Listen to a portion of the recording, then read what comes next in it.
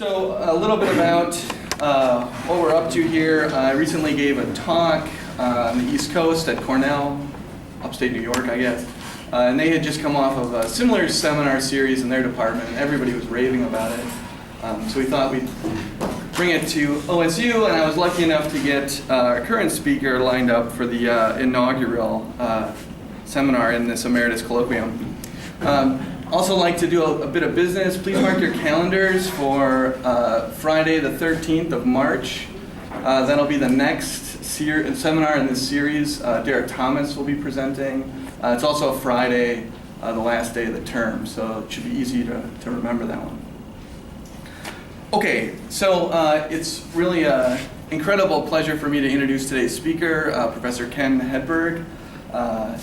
Ken was born in Portland on Groundhog's Day in 1920 and got his BS here at Oregon State College in 1943, and then went on to a PhD at Caltech with Werner Shoemaker. Over the years, Ken has won numerous awards. I won't go through all of them, of course. Some of them are the OSU Alumni Distinguished Faculty Award. He's a member of the Norwegian Academy of Sciences, the American Academy for the Advancement of Sciences. He won the Gilfillan Award here, among many other awards. I looked at Ken's CV. It's absolutely spectacular. He has more than 170 publications spanning 8 decades, which it's an incredible statistic. On a personal note, Ken is an extremely fun person to be around. He has a penetrating wit, a good sense of humor. He loves the outdoors. And I'm here to report that he is absolutely feared at the poker table still,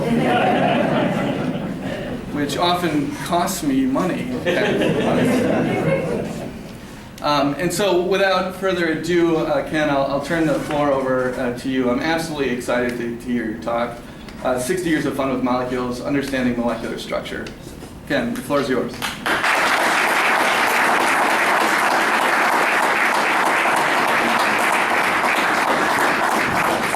I'm not sure I recognize this guy that Chris has described here just now. Anyway, it's a real pleasure to see this many people who might come out to hear an old man talk. I wish I could get the same response from my wife. I have to say things 3 times before she will listen. When Chris asked me to give this lecture, I thought, well, he wanted a title. I agreed to give a lecture, but then he wanted a title. And the old pros here in the audience will recognize that you're not ready to give a title the minute somebody asks you. So the procedure then of what you think of is you're going to give a broad spectrum fluffy topic so that you can fill it out any way you like later on. And that's essentially what I did. Because I thought if I say 60 years of work in electron diffraction around here, that allows me to pick anything out of whatever I have done in the past. And so that was the beginning of all this. And so then I began to look through all my stuff, and I thought, oh my gosh, there are hundreds of thousands, I guess, of 35 millimeter slides. Well, what does one do with a 35 millimeter slide these days? Nothing. So I quickly folded that up, and I looked for transparencies, and then I found a whole host of those. Then I could go up and scan them, and of course, I'll tell you, it was a real chore to get this stuff organized. So I'm going to apologize in advance for the appearance of some of these things that you're going to see. Well, Chris has already talked about he's already had a slide up here about the topic, and so I thought then that I would begin by giving a little bit of history about this subject of gas phase electron diffraction that very few people know anything about, and even fewer, I think, have even heard about before. But it has a long and illustrious history. And it began with me when I showed up in the spring of 1946 at Caltech, and I moseyed around for 3 months or so, and then I was summoned to see Linus Pauling. He had a habit of interviewing all of the incoming graduate students. And so I stood in his presence and he said, "Mr. Hedberg, what is it you'd like to study?" Well, I had been looking around a bit and I thought, gee, what I really want to do is to be involved in some sort of physical chemistry, of reaction kinetics and mechanisms and things like that. So I told Pauling that. He said, "You're 2 years too late. The guy who did this, named Roscoe Dickinson, died last year." So I thought, well, I'm going to have to rethink things a little bit. I had discovered that the Institute was crawling, figuratively, with crystallographers. They were all involved in structure determination. Excuse me, and I didn't want to be one of that group. And everybody seemed to be very busy working away at things that seemed to me very pedestrian and very hard to do. But then there was this young guy mentioned by Chris named Werner Shoemaker. And he was involved in something that was called, it was a structural method called electron diffraction.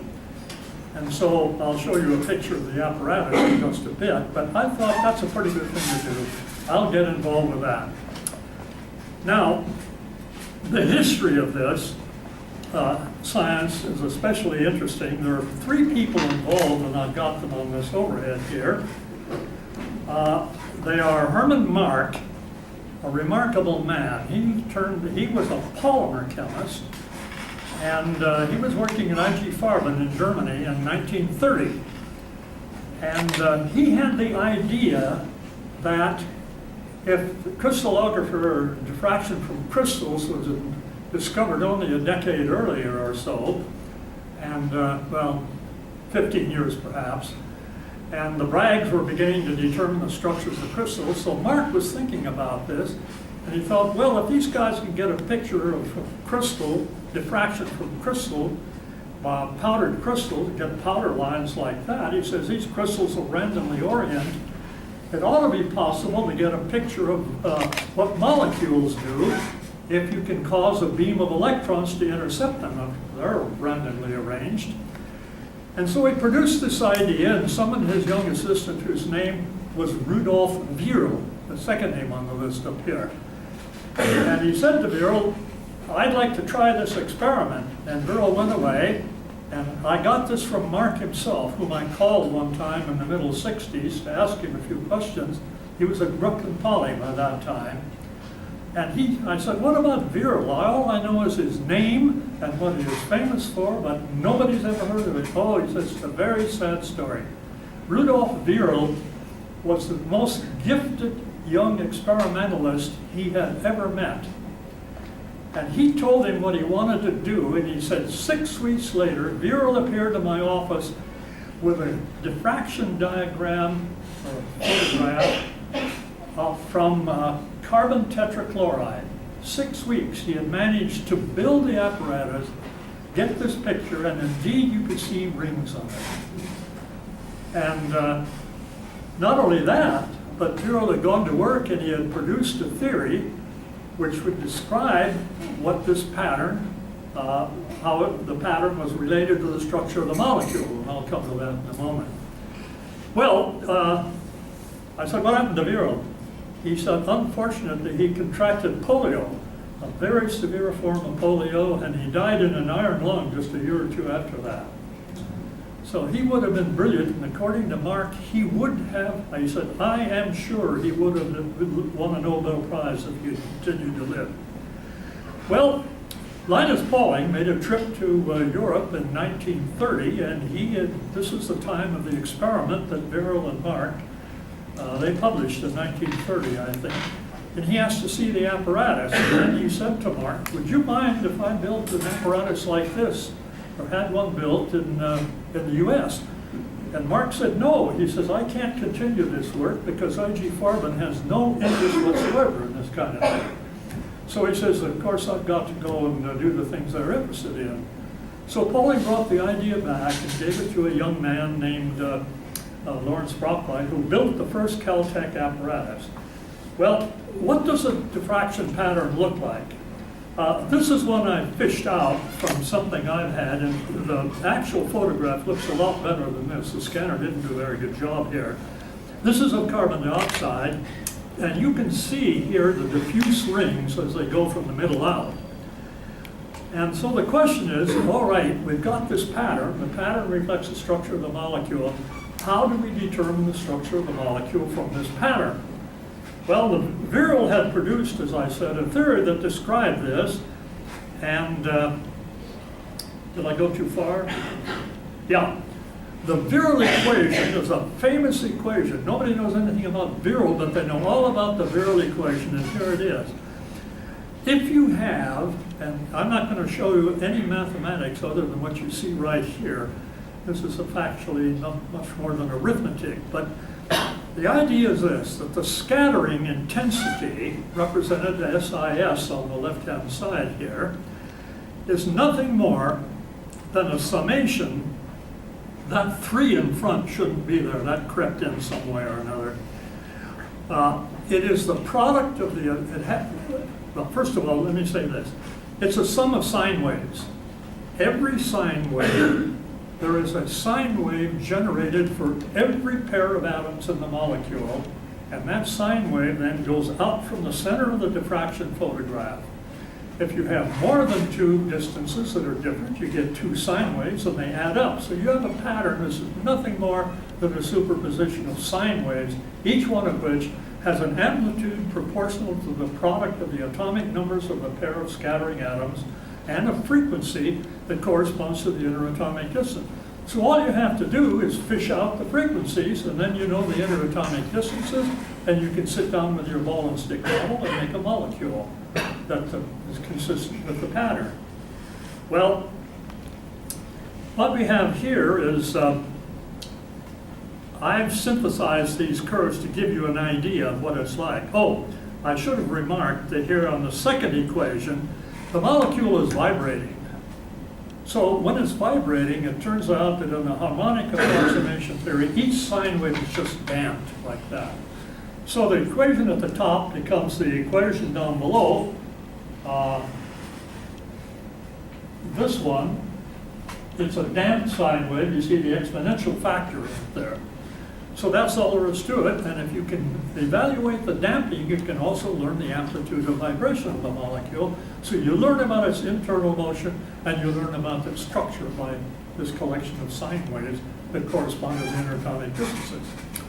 Okay, well, as I say, I constructed this to show you what it looks like. This is for carbon dioxide. There you've got a sine wave at the top that represents the interatomic distance between the carbon and oxygen. And you have the second one between the oxygens, which has a frequency twice as great because if carbon dioxide is linear, then there's this distance here is twice this distance. So there you see it. And there at the bottom you have the sum of the pattern, the 2 together. So all we have to do to determine the structure of a molecule is to extract all those sine waves and put them together with a ball and stick model, and then we can tell our friends we've solved the structure. Well, it's pretty easy for CO2 because there are only 2 sine waves involved in that thing. But what about a complicated molecule, which most of us work with these days? How are you going to be able to look at that thing and figure out what sine waves are in it when there may be 20 or 30 different ones there? Well, the answer is you can't do it, but there's a mathematical tool, and that tool is Fourier analysis. And lo and behold, if you apply Fourier analysis to this thing, what you get is an extraction of the 2 distances that are involved. Before we come to that, I like these quotations, and I think you should enjoy them too. I don't think that people like Paul Chung would be much impressed by the second one, but let's read the top one. We're perhaps not far removed from the time when we shall be able to submit the bulk of chemical phenomena to calculation. Sounds great, doesn't it? That was 2 centuries ago, and we're still figuring out how to do that. The guy at the bottom was equally wrong. This is Comte. Every attempt to employ mathematical methods in the study of chemical questions must be considered a profoundly irrational endeavor, contrary to the spirit of chemistry. Paul Chung. If mathematical analysis should ever hold a prominent place in chemistry, an aberration which is happily almost impossible, it would occasion a rapid and widespread degeneration. Well, let's just call this clouded crystal ball, because you've got two choices here, and neither one of them is really right. Here is CO2 when you apply Fourier analysis to it. It fetches out the frequencies, and it plots them in along a baseline, which is the interatomic distance. And I've given you here the distance that is resulting from this. It's 1.16 for carbon, oxygen, and it's 2.32 for the other, which is twice that value. And I'm going to tell you right now that with the techniques we have today and the very powerful experiments we got, it turns out that the oxygen-oxygen distance we measure is not twice the carbon-oxygen distance. Why? Nobody know? Oh, I know, people know, but I'll tell you. Here's carbon dioxide, right? It's vibrating like this. You can think about it going like this, the oxygens, while the carbon goes up and down. The longest oxygen-oxygen distance is for the linear case, but the molecule spends very little time linear. It bends and it bends. So the average distance between the oxygens is less than twice the carbon-oxygen distance.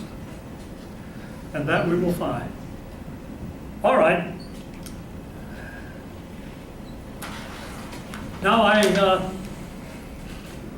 my topic says I'm going to tell you about understanding molecules.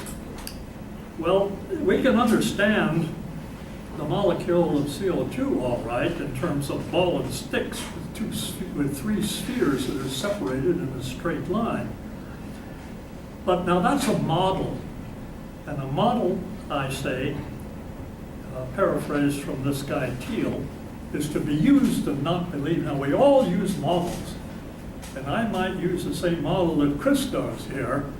But what I ask from my model is a lot different from what he asks from his, although we both agree that this is a model of a molecule. We also both agree that it's not reality, it's just something in our head that enables us to try to understand the properties, and that's what this is about. Models are to be used, not believed. Here's a picture of yours truly in 1948. I had just gotten my degree at that time, and why do I produce this picture for you? I wanted you to see the Caltech apparatus, and this is the only thing I've got that's got me behind it. Now, there are three things in this picture you should notice. One of them is, apart from the ravages that time has played upon my physiognomy, one is I'm wearing a tie. I never wore a tie in the laboratory, ever, either here or there. In fact, I don't think I've ever worn a tie in this building, except when I was lecturing to undergraduates, or lecturing in general. Never in the laboratory. So there's that. The other is I don't wear glasses anymore.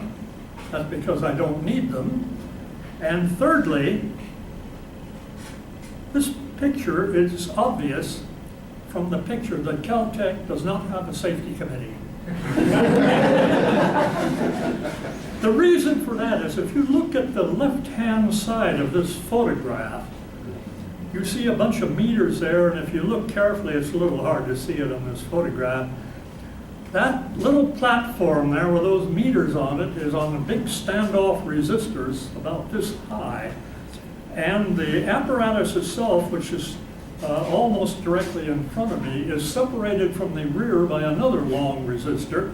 And there's some long wooden rods we used to take to twiddle the electron gun to get it aimed in the right way. If you stumbled and put out your hand on that little tray, you would have a very shocking experience. So nobody ever objected to this. The professors, nobody. We just went in and did it. We were very careful not to get up against it. But I don't think that would be allowed here. Well, after I'd spent some time at Caltech, several years after I got my degree, I was offered a job here, and I came here, and I built an apparatus. And this is the Oregon State apparatus, and it's almost exactly in this form down below in room 003 in the basement now. And it's quite a lot different. There are all sorts of safety features connected with this at the behest of the safety committee. And it functions, it started functioning in the early 60s, and it still works very nicely. Well, what is all this about? What does the experiment actually tell us? On the left here is the words high vacuum. This is a schematic. What you have is a chamber with high vacuum, and at the top you have an electrode gun that produces a beam that comes straight down. And then at the right of the picture, in comes a nozzle, and then there's a sample outside, and the vapors go through that nozzle and intersect the beam, and the scattered pattern is produced and registered on a photographic film down at the bottom. And I showed you a picture of what the actual film looks like of CO2 just a bit earlier. Well, this was a very powerful technique because even in the early days, you could take a photograph today. You could, if it was, in those days we only worked with simple molecules, triatomic, tetraatomic, but high symmetry ones. 2 days later you would have the structure. It took you about 3 days to do it. Well, that got to be very, very popular, and so a number of other laboratories grew up very rapidly. And here is the history, the rise and fall of the method. I'll talk about the fall. Well, you can see it here on the slide. In 1945, in the US, we had 3 laboratories. In Europe, we had 2. And in Asia, 1, doing electron diffraction. By 1960, you can see the list has expanded a lot. Even in the United States, you see, we've got, what, 7 different laboratories, all with functioning apparatuses, and about the same number in Europe. And in Japan, there are 3. Well, there are actually more in Europe because there are 2 in Germany and 2 in Norway. Now, in 2014, we have only this laboratory of mine here in the United States. In Germany, there's just 1. And nothing in the USSR anymore. Not that it doesn't exist, but nothing in Russia either. But in Kazakhstan, we have 2. That, I guess, qualifies as Asian, doesn't it? So, however, not all is black because there are a couple of pending ones. A young woman from Scotland was going to Sydney, Australia, and she took the apparatus, the Scottish apparatus, and brought it with her. She's trying to get it set up. And then they're trying to build a new apparatus, entirely different detection techniques. All right, how do we measure a structure by electron diffraction? Here are the methods. Do the experiment, obviously. Then you scan or trace the films in order to get the intensity data off of the films. And then you calculate and try to figure out what the radial distribution curve that results from this is telling you about the way the atoms are arranged. And then you devise a model that will fit the radial distribution curve. And then you use least squares method to solve the structure by changing the parameters and getting them the best possible fit between the observed intensity and the theoretical intensity that you can calculate from these models that you devise. Well, that's all very good, and I'll come a little bit later to what the problems are. But what have we been doing here? We've been measuring. I tried to, looking through my stuff, I've chosen 4 categories of things that I can talk to you about. One of them is that there are molecules that just have interesting geometries. There's no other reason for that, and for studying them, other than the geometry is really kind of interesting. You'd like to know what it is.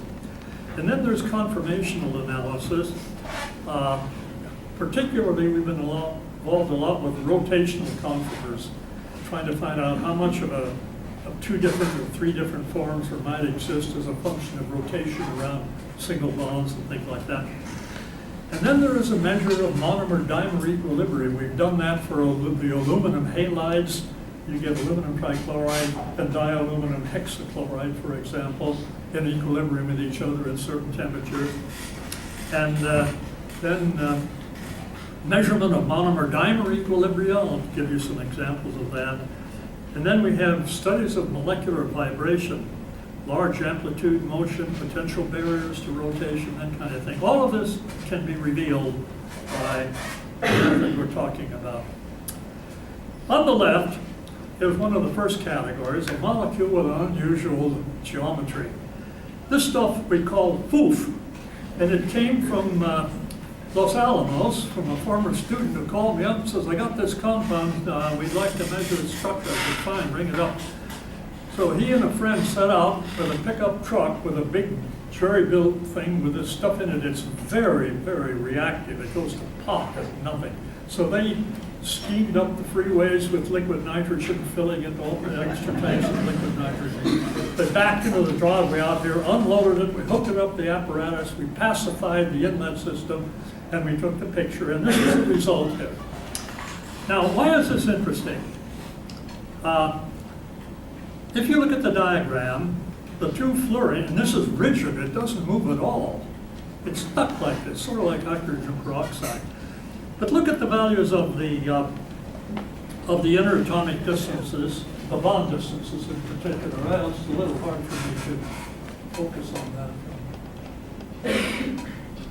that.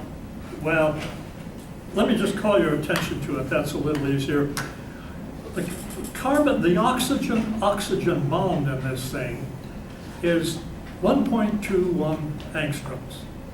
Okay, that doesn't mean anything to anybody until you know that a single bond is 1.48 angstroms. Now, the properties of molecules are pretty much reflected, as you organic chemists know, by the distance between the two atoms concerned. For example, a double bond is 20/100ths of an angstrom shorter than a single bond. A triple bond is 11/100ths of an angstrom shorter than that. And that is a wide range of chemical behavior spread among those three bonds. Well, what this tells us is the oxygen-oxygen bond, just judged from the bond length, is pretty much a double bond, and that would explain why it doesn't rotate. Pretty rigid around the double bond. Now look at the oxygen-fluorine bond.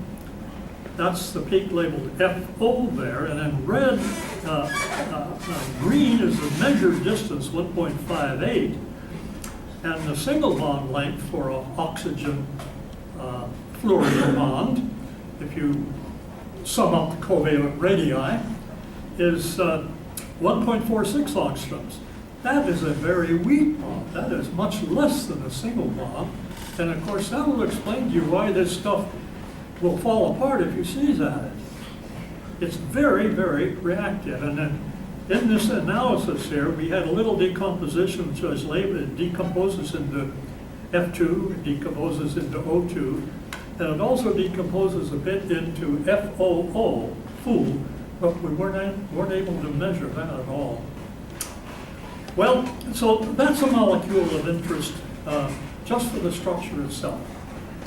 Now the next one I want to call your attention to. That doesn't work, Chris. Try the arrow. The battery's dead. Is it? I don't know. Anyway, can I use it? Sure, I can just arrow down maybe? Oh yeah, okay. The laser still works. Now these are the fullerenes.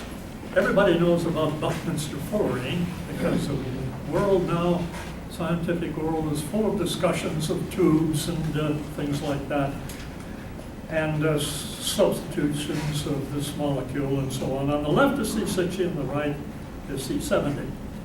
Now, look at C60. It has 27 different distances, 27 different sine waves in the pattern for that. And you have to extract these. Well, you can make a radial distribution curve, but the peaks are close together, they overlap so much. What do you do then? You don't know how to separate them. Well, we know pretty well when we undertook this study, we knew that the molecule was a sphere, in fact a soccer ball, in the way that it's put together. It consists of, if you look at the hexagon facing us, that hexagon is surrounded by other hexagons. Every third, how do I want to put this? Well, it's probably easier for me to talk first about the 5-membered ring over to the side. The 5-membered ring, each side of the 5-membered ring is connected. The bond in the 5-membered ring is a side of a 6-membered ring. So the 5-membered ring has one distance in it. Now the 6-membered ring is connected to another 6-membered ring. So it has two distances in it that are different. So there are only two parameters in this molecule if you assume the symmetry. Now this was a hard experiment. We had to build a special oven to it, and we had to heat it to 800 degrees centigrade to get the sample through the apparatus. I never saw a pattern on the fluorescent screen. I thought, oh boy, we're not getting it. So I took the screen out of the way, put it up there, we made the exposure, and we had beautiful pictures of C60. Well, of course, we were stimulated then to try C70, and that came along a year or two later. There's C70. C60, if you pull it apart, rotate it a little, and put 10 more atoms around the middle, you get C70. But that does a lot to the parameters. The parameters go from 2 to 12, and the number of distances go from 27, different ones that is, different lengths, to 143. That is an enormously more difficult problem. Well, here is the radial distribution curve for C60 on the bottom, and you can see by these colored bars there where all the distances in it are, and the maximum distance of the molecule is something like 7.2 angstrom. It's very long. Now look at C70 at the top. This is the best we were able to do with it. And those little diagrams below with little balls at the end of them indicate the two atoms that we're talking about. And the little lines that connect them show where they are located by color, you see. Well, we were able to solve this structure too, but the theoreticians were a lot less happy with our numbers than they were with the C60, which agreed very well with what they had predicted. And I don't think that there's a guy named Gus, doesn't matter. Anyway, I don't think he talks to me anymore about these. Well, now let's talk about the nonlinear least squares method, which is something that you use to solve all these structures. Lots of the more mathematically inclined know what least squares is, and nonlinear least squares is not really nonlinear, it's nonlinear linearized. Now, what I mean by this is the following. If you have something like CO2, there's almost no problem in solving the structure by these squares. When you have a lot of interacting peaks, it's possible two of them could interchange by changing some of the parameters, and you could get a very good fit there. A graphical analogy of what this is can be figured in this way. Suppose you have a big plane, and that plane has got a bunch of basins in it that are connected with ridges and so on, and maybe little mountains here and there. Now, a set of parameters will put your structure on the side of one of these basins, and as you grind through the procedure, you will find the minimum there. The question then is that minimum, that basin, the best one? Does it give you the best fit in this multi-parameter space? Because if you start somewhere else, you're going to reach the bottom of another basin. And that will have a different set of parameters, But the numbers that come out say this is your fit, here it is. So you've got to use your noggin about this. Well, I remark here at the end that in multi-parameter cases there may be many local minima spread all around, but the one you want is only one out of all of these. It gives the best possible fit. So I came across this quotation: looking for a least squares minimum in a many-parameter electron diffraction refinement is like looking for the lowest point in the North American continent, giving a horse in a barometer. And there's a good deal of clever analogy in this, because you know, you're walking around, you go everywhere with the barometer. If you can go to all of the minima, then when the barometer is the greatest, then that's your local minimum. But you don't know how to find that. You just have to figure that out. Well, here is a monomer-dimer equilibrium. This is N2O4 and NO2. Now, if you look at the structures which I've indicated there, the bond angle in NO2 to the right is 134 degrees. The bond angle for N2O4 is not a lot different from that. It's 134.8 degrees. Now this equilibrium, this reaction occurs very quickly. The two NO2 molecules come up and they just touch one another, and the reaction is very, very fast. Now remember, we had to do this experiment by passing a sample through a nozzle, exhausting it into a vacuum. If the reaction were extremely fast before the electron beam ever encountered it in that 1 or 2 fractions of a millimeter, you'd see nothing but the decomposed species. Well, I'll come to how this was done, but anyway, we did manage to measure both the structures of NO2 and the structures of N2O4, and I have them put up there. Now, the bond length of a single bond,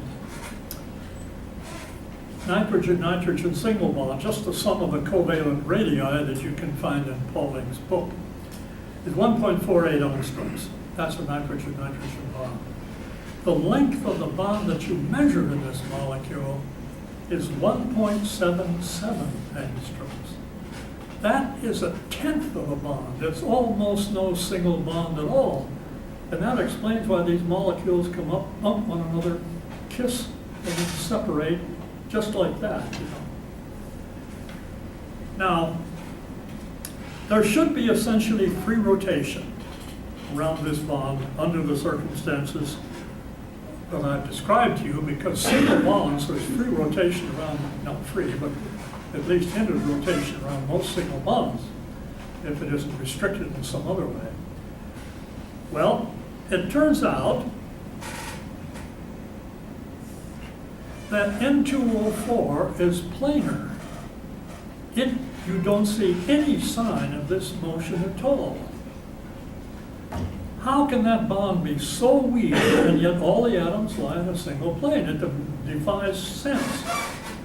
So I thought about this for a while, and when I wrote this article up with my colleague, I said, it's perfectly clear the bond between the 2 nitrogen atoms is not a sigma bond, it's a pi bond. And that makes the 2 ends lock together, but pi bonds are weak in this direction, so it separates way out. And I was very happy with that. I published that. Then I read an article later on, written by Linus Pauling. He says, this is what Hedberg says about this. It's easy to see that isn't correct, however. Now, I formed the opinion that you'd never argue with Linus Pauling, but in this case, I really didn't understand and don't understand his argument today. So I choose to forget it, and in terms of my model, this works very nicely. Well, what is the explanation? It's the pi bond that I mentioned to you. Now, what about the equilibrium?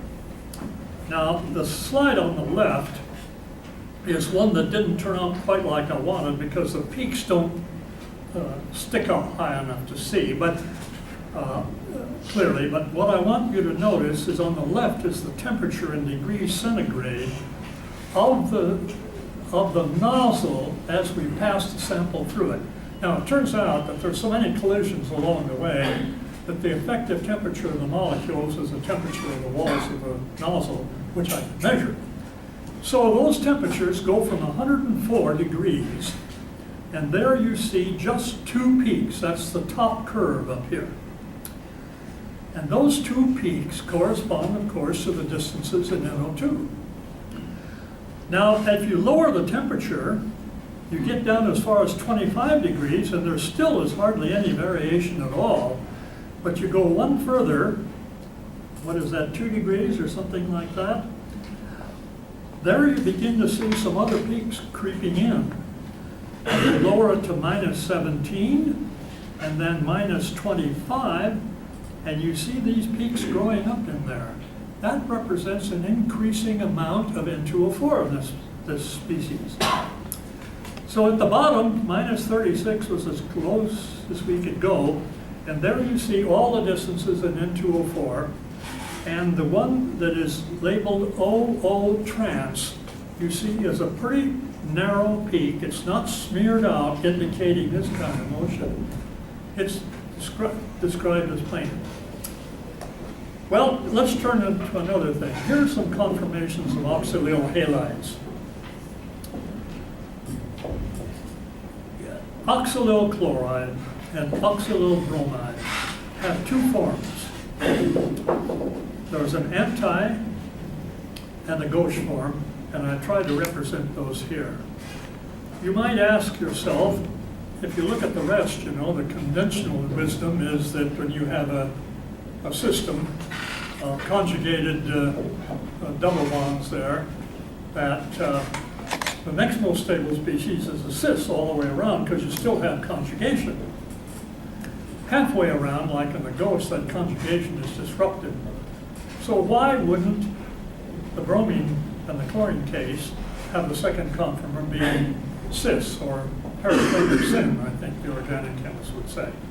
Well, you can say, okay, the chlorine atoms bang into one another, and the bromine atoms bang into one another, and so steric effects play a pretty big role here.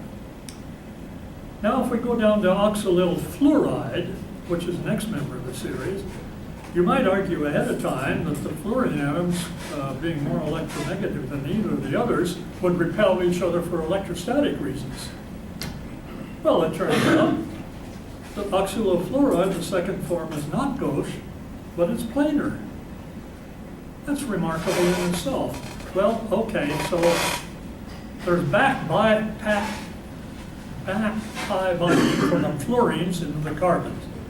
So you could draw partial double bonds between the carbons and the fluorines here, and then you see all sorts of conjugation paths that are not present in the bromine and chlorine because they don't do this back pi bonding near as effectively as fluorine does.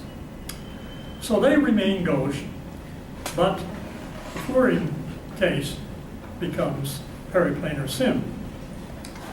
Now, here is an array of molecules, all of which have been studied here. B2CO4 is just like N2O4, except that instead of being planar, it is staggered. And it has a large amplitude of motion around the bond that connects the two boron atoms.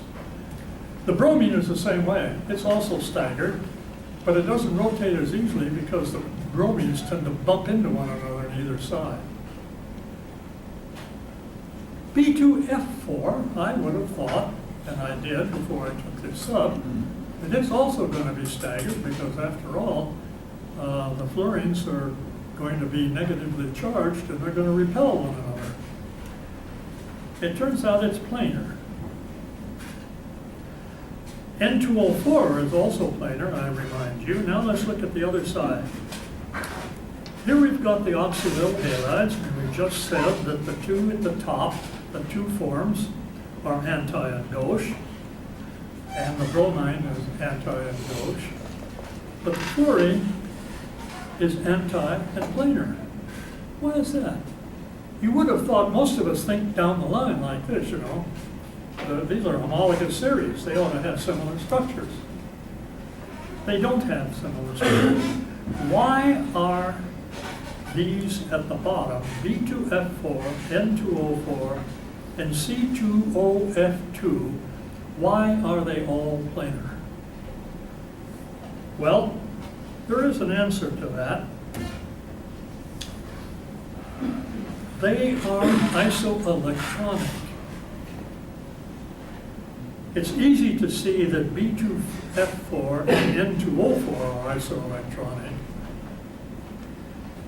but you have to think just a moment about oxalofluoride, because oxalofluoride, what you're really doing is you're putting a carbon atom between the two oxygens, between, figuratively speaking, the boron and the nitrogen. You've got oxygen, the periodic table in between them.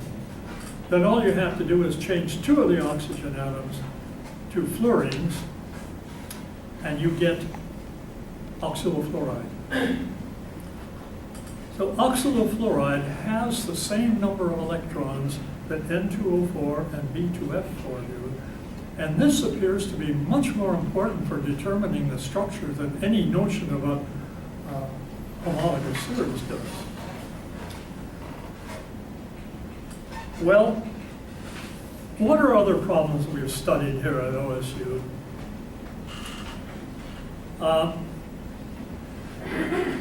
There are peculiar bond length changes in all the cyclobutenes we've been looking at. These bond length changes, if I take a halogenated cyclobutene, that's like perfluoryl cyclobutene,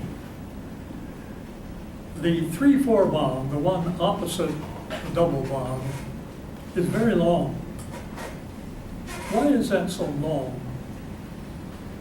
Well, it's a good question, so we took up some others, and we then did tetrafluoryl dichloryl cyclobutene, where the chlorine atoms are hooked to the double bond end of the molecule. The bond on the other end of the molecule is even longer. It stretches out. And why is this? Well, the model I have a model, you know, that's this ball and stick model and charge and hybridization and all that kind of stuff that works pretty well. And I had to stretch it a little bit to make it fit this circumstance. And then we've done a number of others too that have called into question the interpretation about the bond lengths. But that's maybe more or less an unanswered question. Now we've also looked at internal hydrogen bonding. Oh, I was going to mention corannuline and the halogenated derivatives of corannuline. Corannuline, you know, is really a skull cap. It's C60 with the top cut off and the edges lined with hydrogen atoms. And that's corannuline. And if you replace all those hydrogens with chlorines, you get decachlorocorannuline. And we've measured those structures too, and they're not like this. The end tips up a little bit, so it makes kind of a skimmer out of it. Then we have been looking at the aminoethanols and the haloaminoethanols, all these with the notion of internal hydrogen bonding. And of course, we have conformations of a lot of molecules that are similar to butadiene in many respects, with the peripheral atoms replaced in one way or another. All of these we've been looking at, and work is all done. I just haven't included any specifics about them at all. Now I'm going to just make a brief pause and go back to the beginning. When I first began this racket, calculation was a real chore, because in order to make a model, you know, you had to add up all these sine waves at intervals that went out a long way. So you had, let's say, 6 or 7 values, one for each sine wave at a given position. Then you had to add the next up and the next and the next and the next.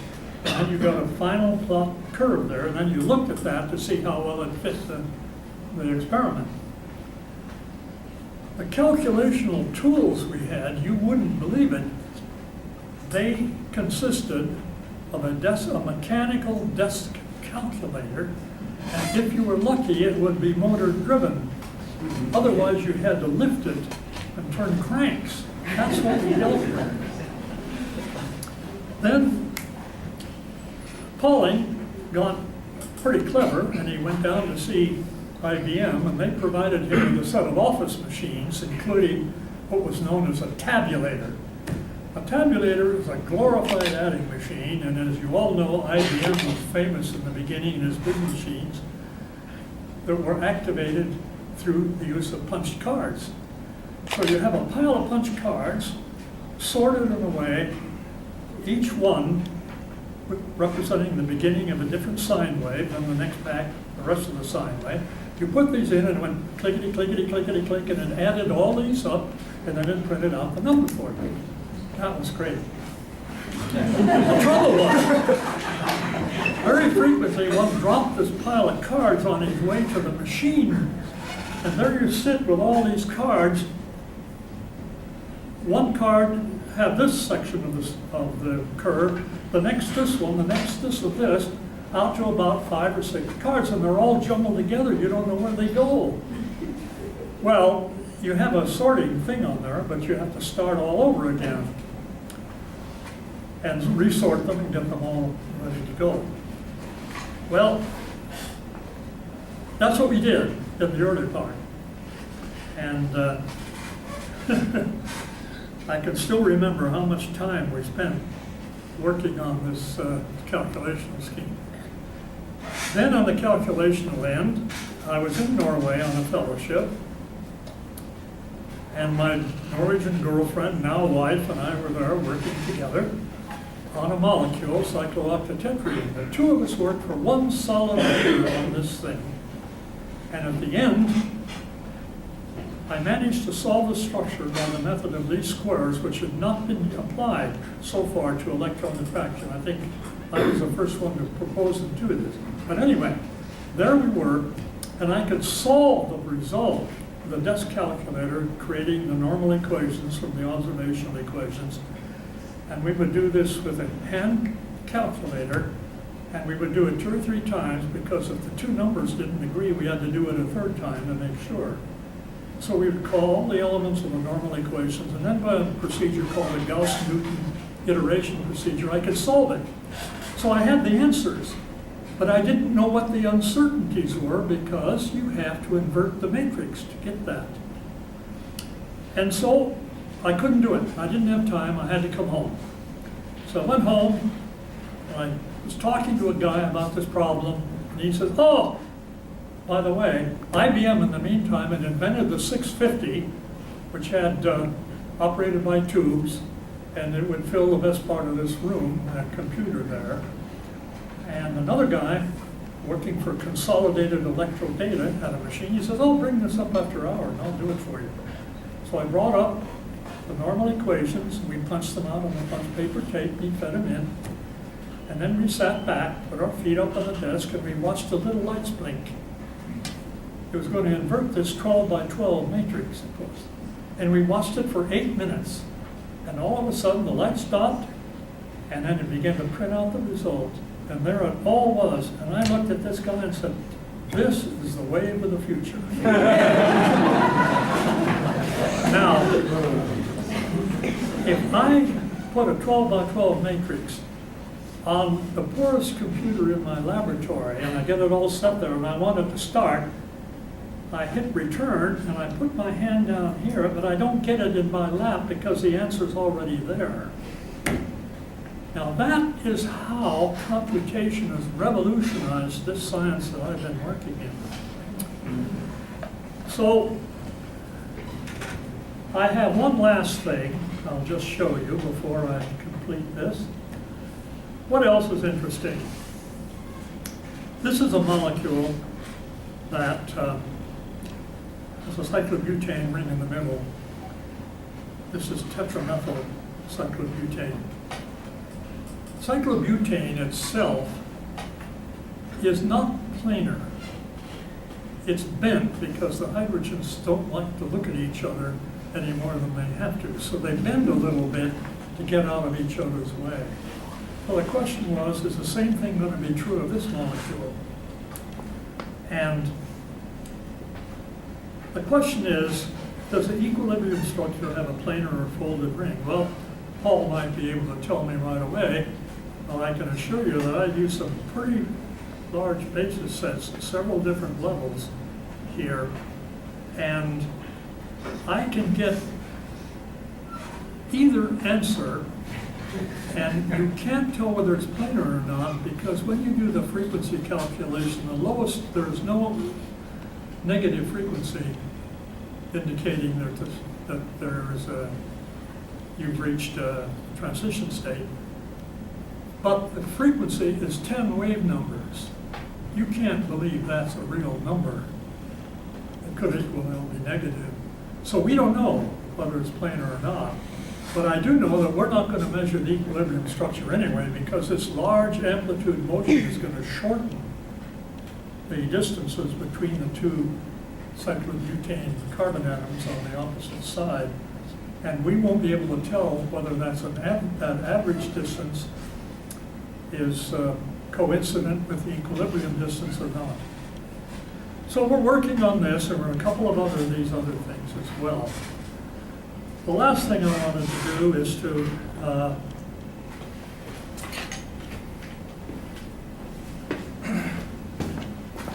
I hit the wrong button. You sure did. I want to get the last one.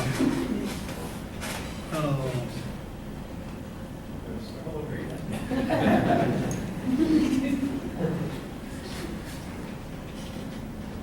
I don't have an Apple computer. So all of this work, there are many, many, many people involved in it. Undergraduates, grad students, postdocs, senior faculty, foreign, domestic. And of course, I'm very thankful for them all. And most recently, Joe and Nibbler and Jim White and I have been involved in some work. So we were able to keep it going in that way. And I've been very fortunate in funding, because most of my funding came from the National Science Foundation. That existed for almost the full length of my career here. But I began with Sloan money, Research Corporation money, Air Force Office of Scientific Research money, and now the Dreyfus Foundation is funding the work that's being carried out by some undergraduates here. Well, thanks for your attention, and I can see the time has now elapsed. I'm finished.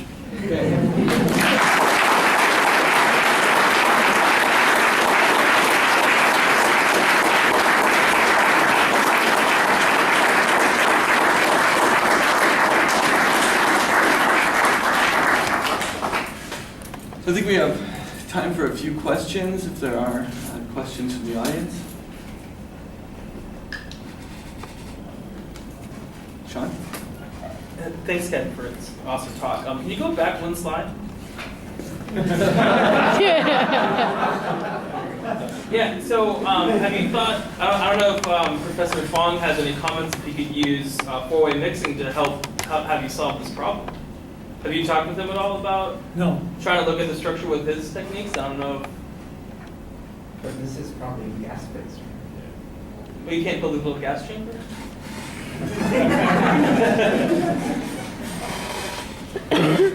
I haven't talked with him yet, because the fact of the matter, it isn't really the way we use these calculations. I didn't allude to that at all.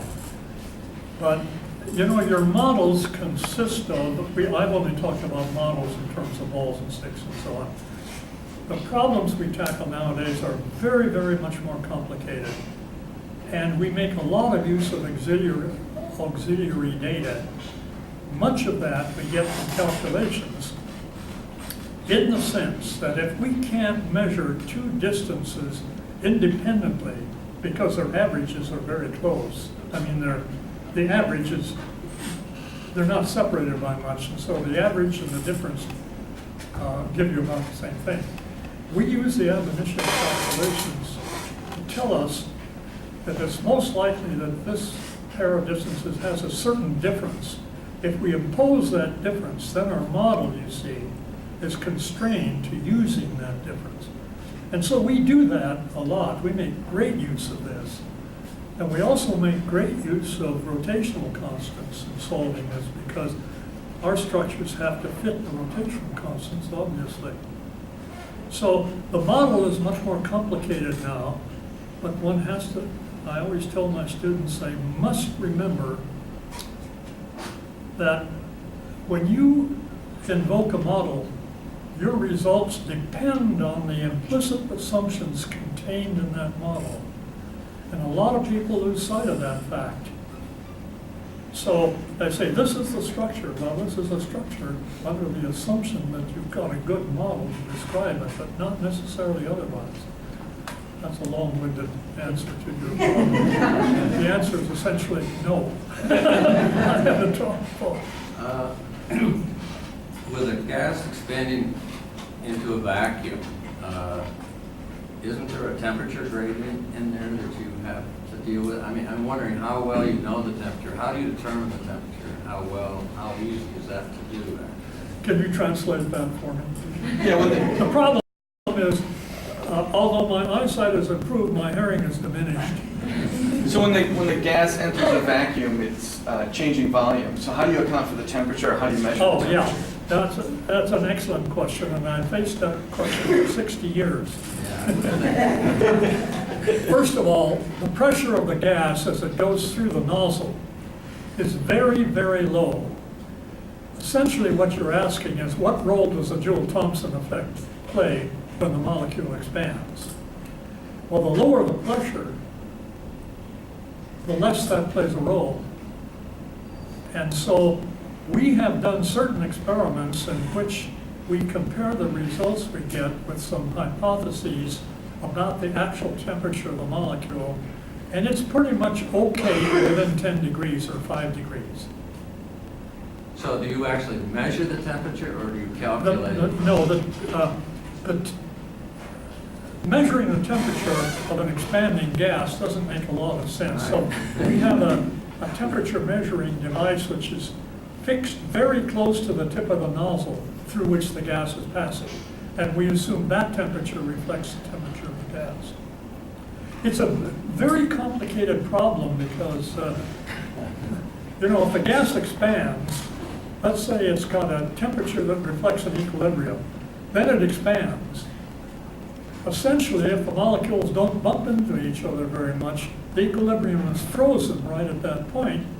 And if you measure that equilibrium, you're really measuring essentially what happened at the temperature of the nozzle tip. What's the diameter of the beam? 0.3 of a millimeter.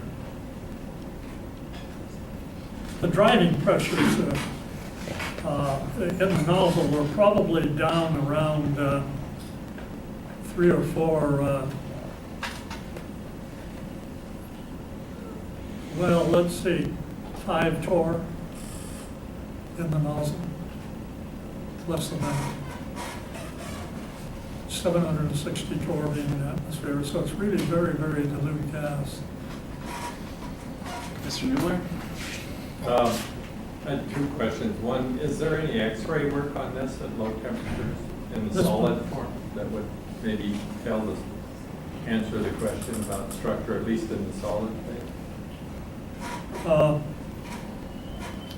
I don't know of any X-ray work on this, but I don't know what role it would play here, but you have to understand, you do, Joe, we've talked about it before, the structure of a molecule in the crystal is not necessarily the same as it is in the gas, particularly not at the accuracy with which we are able to measure these, which are distances to 1,000th of an angstrom. Let me give you an example, which is a gross one. N2O5 in the crystal is an ionic compound, a linear nitronium ion, NO2, linear, and a triangular NO3. You put that on the desktop and you wait a while, it's all gone. Ionic compounds don't volatilize. Well, the fact is, when you look at this in the gas phase, it's a covalent compound united with two NO2 groups connected through a bridging oxygen. And these NO2 groups are wobbling all around. Well, crystal structure, not at all like gas. But in a more general terms, the packing forces in the crystal will often distort the molecular structure. Whereas in the gas phase, there's no interaction between adjacent molecules. It's of any importance. The other question I had to do with the weak bond that you have in N2O4 and the isoelectronic molecule B2F4. Does it have an analogously weak BB bond compared to other boron compounds? Help me again. So in N2O4, you propose this weak pi bond between the nitrogens. Yeah. Is the bonding in B2F4 analogous? B2F4? That's what you're asking about? Is the BB bond Is the BB bond anomalous? also Well, like that? it's easier to account for that, Joe, because the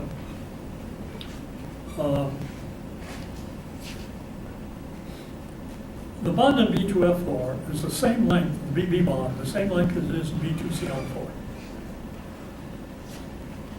And B2CL4 rotates very easily. B2F4 is planar. So the rationale that I bring to this is to say, well, fluorine is like oxygen in many respects, because you can think of back pi bonding and you can think of conjugation then in the planar structure from, let me say, double bonds between the fluorine and the boron that give you a conjugated system. So you have this conjugated system, you have this conjugated system, and you have this one, and you have this one. And I say, these all work together to make it stable planar form. But that circumstance does not exist in the higher halogenated molecules.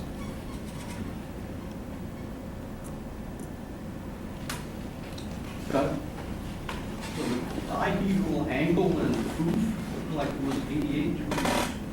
The dihedral angle in FOOF, what was it? 88 degrees. So what's the significance or origins of that particular angle? What's the significance or origin of that particular angle?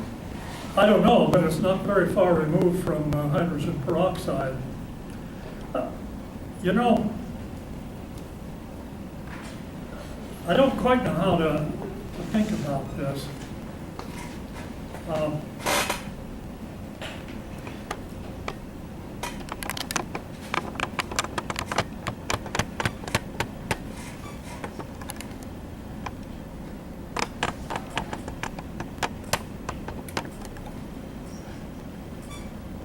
I don't know, Doug. I'll have to ponder that just a little bit.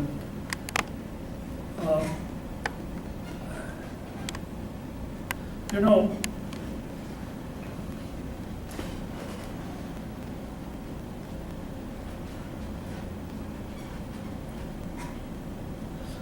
inorganic compounds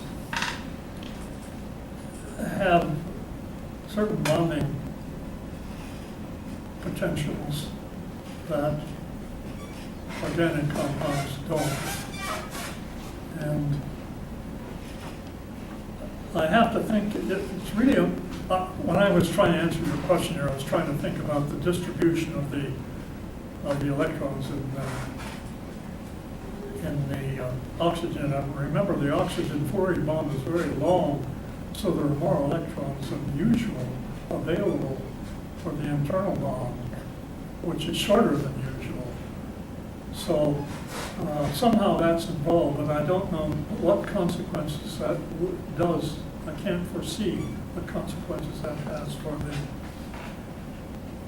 the angle. Okay, one more question. Okay. Sure.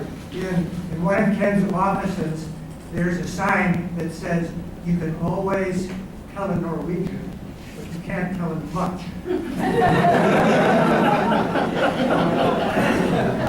Over the years, Ken, your research has has almost provided one or two Norwegians in our department here that have enhanced the sociology. Beginning with Lisa herself, would you like to say a few words about your connection with Norway? I didn't get the last part of that, but Would you Would you like to say a something few about- words on your connection with Norway, Ken? what about it? Well, what is your connection with Norway? Oh, well, when I was a postdoc at Caltech, my first year after my degree, a guy came from Norway named Otto Jansen. And he was a guy interested in electron diffraction. He came to work with our shoemaker, and we became very close friends. And I was scheduled the previous year, I had applied to go to Holland to study some spectroscopy.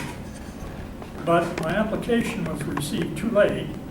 And so he said, well, why don't you apply again this year, but apply to come to Norway? So I applied for a Fulbright and for a Guggenheim Fellowship, and I ended up by going to Norway. And I worked with Otto Jansen. And Lisa, my wife, was working with Otto in the laboratory, and we began to work together. So Otto Jansen has been, I've been back to Norway many times after Lisa and I because of our family connections. So I've met many Norwegians, and they've been very good friends, and my laboratory has been stuffed with them at one time or another at different times, coming all the time to do electron diffraction here. So the connection with Norway begins when I first went there, was solidified by my marrying my Otto Jansen's assistant, and her family connections have brought me back to Norway many times. So she doesn't like that hat that says, you can't tell a Norwegian much. Okay, so Ken, we have this certificate to commemorate today's lecture. In the background is a picture of a bristlecone pine, which is interesting, I think, and fitting for a couple of reasons. First, it has the greatest longevity of any species. Not only that, wood is extremely durable, and erodes more like rock and less like wood, and also it has wood has a lot of twists and turns in it, maybe fitting of a long career. So this is the certificate, and also there's a more practical gift potentially.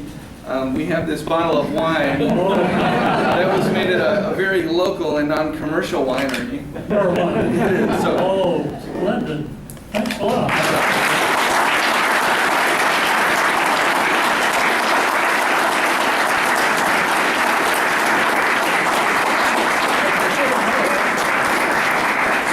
Norway, school. Thanks a lot. Thanks, Ken. That's very nice.